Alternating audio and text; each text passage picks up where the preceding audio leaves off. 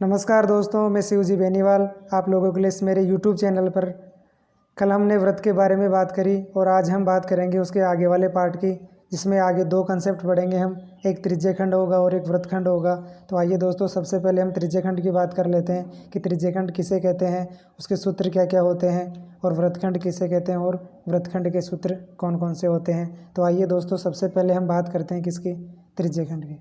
त्रिज्य खंड को दोस्तों हम इंग्लिश में कहेंगे सेक्टर। तो व्रत की त्रिज्याओं तथा चाप की लंबाई से बना खंड ही क्या कहलाता है दोस्तों, त्रिज्य खंड। अब देखिए इस चित्र में, देखिए दोस्तों, आपके लिए मैंने बना दिया एक व्रत, और इस व्रत में आप देख रहे होंगे व्रत का केंद्र होता है। ये हमारे पास इसका केंद्र हो गया ओ। केंद्र से हमने मिलाया परिधि को, ये त्रिज्या हो गई, और यहीं से हमने केंद्र से वापस किसको मिलाया, परिधि को, तो ये दूसरी त्रिज्या हो गई। तो ये दोनों त्रिज्याओं और ये चाप की लंबाई, ए बी चाप की लंबाई होती है दोस्तों। तो ए बी चाप की लंबाई और इन दोनों त्रिज्याओं से ये जो एरिया बनेगा, यही हमारे लिए क्या कहलाएगा दोस्तों, त्रिज्य खंड।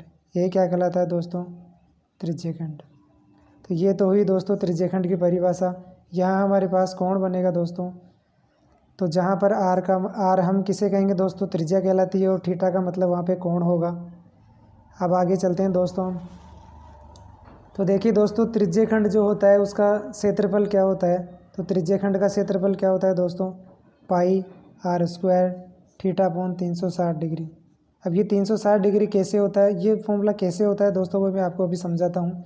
इसकी इकाई आपको मैंने कल भी बताई है कि क्षेत्रफल की जो इकाई होगी वो सेंटीमीटर की पावर 2 में होगी या मीटर की पावर में 2 होगी हमेशा। अब ये त्रिज्य खंड का फॉर्मूला कैसे आया उसको आप समझिए दोस्तों। एक जो व्रत होता है, ये मैंने आपके लिए एक व्रत बनाया। इस व्रत में आप लोगों को ध्यान से देखना है कि ये जो व्रत है, इसमें अगर हम इसके चारों तरफ चक्कर लगाएंगे तो बताइए हम दोस्तों, हम कितना डिग्री कोण घूम के आएंगे, 360 डिग्री।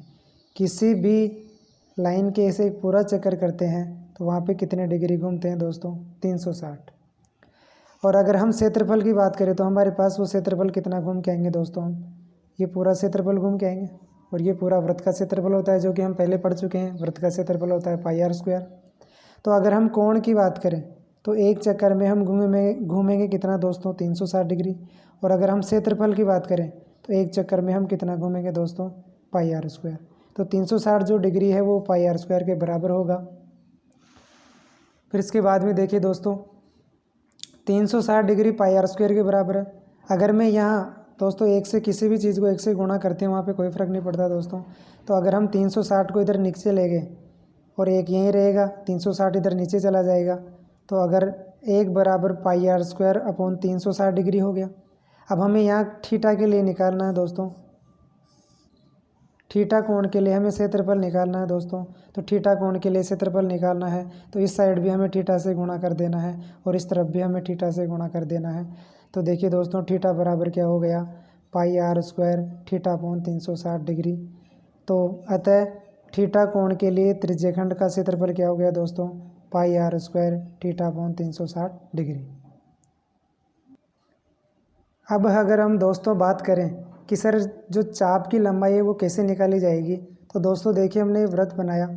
इस व्रत में ये तो हमारे पास क्या हो गया दोस्तों, पूरा त्रिज्य खंड हो गया। लेकिन ये जो ए से लेके जो बी तक का पार्ट होगा, ये ए से जो बी तक है वो क्या कहलाता है दोस्तों, चाप की लंबाई। तो इसको निकालने के लिए दोस्तों हमारे पास सूत्र कौन सा लगेगा, वो ये रहा। केंद्र पर थीटा कोण अंतरित करने पर बने चाप की लंबाई निकालने के लिए हमारे पास दोस्तों सूत्र होगा pi r theta upon 180 degree. Pi r theta upon 180 degree, या इसको हम ऐसे भी लिख सकते हैं 2 pi r theta upon 360 degree. दोनों ठीक है दोस्तों। एक और इसके लिए हमारे पास सूत्र होता है त्रिज्य खंड का क्षेत्रफल निकालने के लिए एक दूसरा फॉर्मूला और होता है हमारे पास। वो फॉर्मूला कब आएगा, जब आपको त्रिज्या दे रखी होगी, व्रत की त्रिज्या दे रखी हो और चाप की लंबाई दे रखी हो। तो आप क्या करेंगे दोस्तों, त्रिज्य खंड का क्षेत्रफल निकालने के लिए आप ये फॉर्मूला भी यूज कर सकते हैं दोस्तों। और ये फॉर्मूला कौन सा है, 1/2 चाप की लंबाई इंटू त्रिज्या। ये फॉर्मूला हम कब यूज करेंगे दोस्तों, जब हमारे पास त्रिज्या होनी चाहिए और चाप की लंबाई होनी चाहिए। अब हम बात करेंगे दोस्तों इसके बाद में व्रतखंड की। तो व्रतखंड का मतलब क्या होता है दोस्तों, इसको हम इंग्लिश में सेगमेंट कहते हैं। तो व्रत की प्रत्येक जीवा वृत्त को दो समान भागों में बांटती है। इससे बने प्रत्येक भाग को वृत्तखंड कहते हैं दोस्तों। कैसे कहते हैं इस चित्र में समझना दोस्तों। ये मैंने आपके लिए एक वृत्त बना दिया है और इस वृत्त में ये वृत्त का केंद्र O हो गया। ये हमारे पास त्रिज्या हो गई OA और ये हमारे पास दूसरी त्रिज्या हो गई कौन सी दोस्तों, OB। अब हमने एक जीवा बनाई, ये वाली जीवा। तो ये जीवा इस त्रिभुज को दो बराबर भागों में बांट रही है। AB से ऊपर वाला जो दीर्घ वृत्त हो गया और AB से नीचे वाला लघु वृत्त हो गया। तो दोस्तों ये जो आप 6 अंकित भाग देख रहे हैं, ये 6 अंकित भाग ये क्या कहलाता है दोस्तों, वृत्तखंड। क्या कहलाता है दोस्तों, वृत्तखंड। यानी जीवा के द्वारा बनाया गया खंड क्या कहलाता है, वृत्तखंड कहलाता है। अब हम बात कर लेते हैं दोस्तों वृत्तखंड का क्षेत्रफल कैसे निकालते हैं। तो वृत्तखंड का जो क्षेत्रफल होगा वो दोस्तों हमें मिलेगा कि जो लघु त्रिज्यखंड का जो क्षेत्रफल है, उस क्षेत्रफल में से अगर हम एक त्रिभुज का क्षेत्रफल हटा दें तो दोस्तों हमें किसका क्षेत्रफल मिल जाएगा, वृत्तखंड का। कैसे मिलेगा दोस्तों, आप यहाँ समझना। मैंने आपके लिए एक चित्र बना दिया है। ये हमारे पास केंद्र बिंदु हो गया किसका, वृत्त का। यहाँ से हमारे पास ये पहली रेडियस आ गई OA और ये हमारे पास दूसरी त्रिज्या आ गई OB। इन दोनों त्रिज्याओं को हम मिला देते हैं तो ये हमारे पास जीवा हो गई दोस्तों। तो इस जीवा के यहाँ जो ये 6 अंकित भाग है, यही हमें क्या कहलाता है दोस्तों, वृत्तखंड कहलाता है। और इसका अगर हमें क्षेत्रफल निकालना हो तो ध्यान से देखना दोस्तों, मैं जहाँ जहाँ पेन लेके जा रहा हूँ आप ध्यान से देखना कि इस वाले पूरे क्षेत्रफल में से अगर हम इस बीच वाले त्रिभुज को हटा दें, इस त्रिभुज को हटा दें तो बताओ दोस्तों ये नीचे वाला ही पार्ट बचेगा। तो यहाँ पे देखिए दोस्तों, हमने यही तो लिखा है कि लघु त्रिज्यखंड का क्षेत्रफल में से अगर हम त्रिभुज का क्षेत्रफल हटा दें तो हमारे पास वो क्या बन जाएगा दोस्तों, इसका क्षेत्रफल आ जाएगा केवल वृत्तखंड का।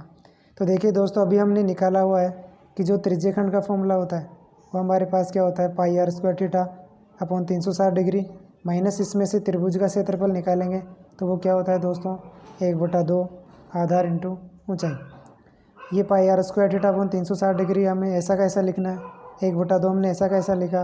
अब देखो दोस्तों, ये जो डायग्राम है इसमें आधार r है और इसमें ऊंचाई भी कितनी है, r। तो ये आधार हो गया, ये ऊंचाई हो गई। और इसके साथ दोस्तों जब भी त्रिभुज का क्षेत्रफल निकाला जाता है हमेशा लास्ट में साइन थीटा से हमें गुणा करना होता है। तो आगे वाले स्टेप में देखेंगे पाई r स्क्वायर थीटा ऐसा कैसा, 1/2 r और r गुणा के क्या हो गए दोस्तों, r स्क्वायर और साइन थीटा ऐसा कैसा। तो ये जो फॉर्मूला है दोस्तों, ये हमारे पास एक वृत्तखंड का जो क्षेत्रफल निकालने का फॉर्मूला आ गया। यानी आपको जब भी ये 6 अंकित भाग निकालने के लिए बोला जाएगा तो आपको क्या करना है दोस्तों, ये वाला फॉर्मूला लगा देना है। तो इस प्रकार दोस्तों हमने देखा कि जो एक त्रिज्यखंड है वृत्तखंड है उसका क्षेत्रफल हमारे पास क्या आ गया दोस्तों, पाई r स्क्वायर थीटा 1/2 r की पावर 2 इंटू साइन थीटा। ये हमारे पास वृत्तखंड का क्षेत्रफल निकालने का फॉर्मूला होगा। अब इसी के साथ में आपको ये दोनों कंसेप्ट एक बार और समझा देता हूँ दोस्तों। देखो, सूत्रों को याद करने का सबसे बढ़िया तरीका क्या होता है कि जैसे मान लीजिए दोस्तों हमारे पास ये वृत्त है, इस वृत्त में ये वृत्त का केंद्र O है, ये हमारे पास पहली त्रिज्या हो गई, ये हमारे पास दूसरी त्रिज्या हो गई। तो ये A पॉइंट मान लो, ये B पॉइंट मान लो। तो ये जो एरिया अभी हमने देखा ये कोण थीटा है। तो ये जो एरिया हमने देखा इसको हम कहते हैं त्रिज्यखंड। तो इसका जब भी आपसे 6 अंकित भाग का क्षेत्रफल निकलवाएगा तो आपके लिए बोलेगा इसका क्षेत्रफल निकालने का फॉर्मूला हम लिख देंगे इस प्रकार से 360 डिग्री। अब देखिए दोस्तों, इसमें क्वेश्चन कितने प्रकार से बन सकते हैं, ये सबसे इंपॉर्टेंट बात होती है, इस चीज़ को आप समझना। देखिए इसमें एक तो होता है हमारे पास r, यानी एक तो हमें त्रिज्या, एक हमारे पास होगी क्या दोस्तों, कोण, और एक हमारे पास क्या होगा, क्षेत्रफल। दोस्तों इस सूत्र में हमारे पास 3 चीज़ है। तो इसमें जो क्वेश्चन बन सकते हैं वो भी कितनी प्रकार से बनेंगे, 3 प्रकार से हो सकता है। इन 3 में से आपको वो हमेशा 2 चीज़ देगा दोस्तों, और हमेशा कौन सी चीज़ पूछेगा, एक चीज़ पूछेगा। यानी आपको 2 चीज़ें तो वो देगा और कितनी चीज़ पूछेगा दोस्तों, एक चीज़ पूछेगा। अब इन तीनों में से कोई सी भी छुपा सकता है और कोई सी भी आपसे, कोई भी 2 छुपा के कोई भी एक आपसे पूछी जा सकती है। इसी प्रकार हमारे पास इस वाले में भी यही बात है दोस्तों कि जो हमने अभी त्रिज्यखंड का निकाला, ये इस फॉर्मूले में भी दोस्तों वही बात होती है, त्रिज्या, ये कोण, ये त्रिज्या और ये कोण, वही सेम चीज़ है दोस्तों दोनों में। तो इस प्रकार हमने ये जानकारी ली। तो मुझे आशा है कि आपको ये वीडियो बहुत पसंद आएगा दोस्तों। तो इस प्रकार आपका मुझे सपोर्ट आप करते रहना दोस्तों। Thank you.